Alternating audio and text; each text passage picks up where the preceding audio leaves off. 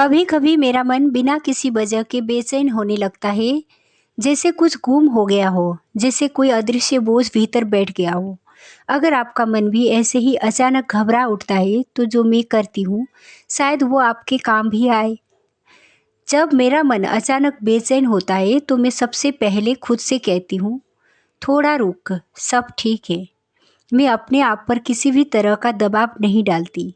बस कुछ मिनट चुप बैठ जाती हूँ, क्योंकि मुझे पता है मन की घबराहट अक्सर बाहरी हालात से नहीं बल्कि अंदर के शोर से आती है। सबसे पहला कदम जो मैं उठाती हूँ, मैं गहरी सांस लेती हूँ। धीरे से सांस अंदर, धीरे से बाहर।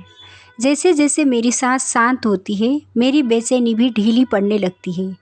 इसके बाद मैं अपने मन को वर्तमान क्षण में वापस लाती हूँ। मैं अपनी हथेलियों की गर्माहट महसूस करती हूँ, अपने कमरे की किसी आवाज़ को सुनती हूँ या सामने रखी किसी चीज़ को ध्यान से देखती हूँ।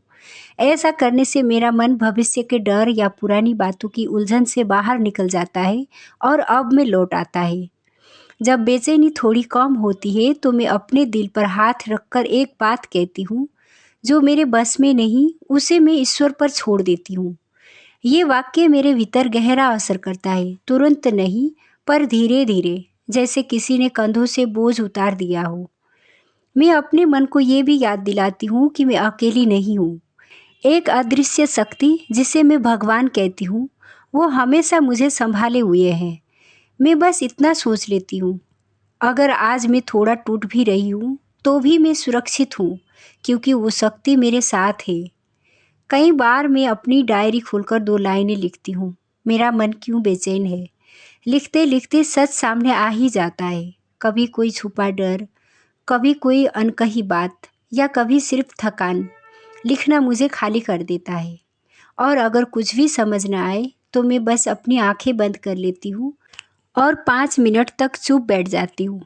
इस चुप्पी में मुझे हमेशा जवाब मिलता है, या कम से कम शांति ज़रूर मिलती है। अंत में मैं खुद से सिर्फ एक बात कहती हूँ, मैं अपने साथ हूँ और यही काफ़ी है। धीरे धीरे मेरी धड़कन सामान्य हो जाती है, दिमाग हल्का हो जाता है और मन फिर से स्थिर होने लगता है। आज भी अगर मेरा मन बेचैन होता है तो मैं घबराती नहीं, क्योंकि अब मुझे पता है कि शांति बाहर नहीं, मेरे भीतर ही है।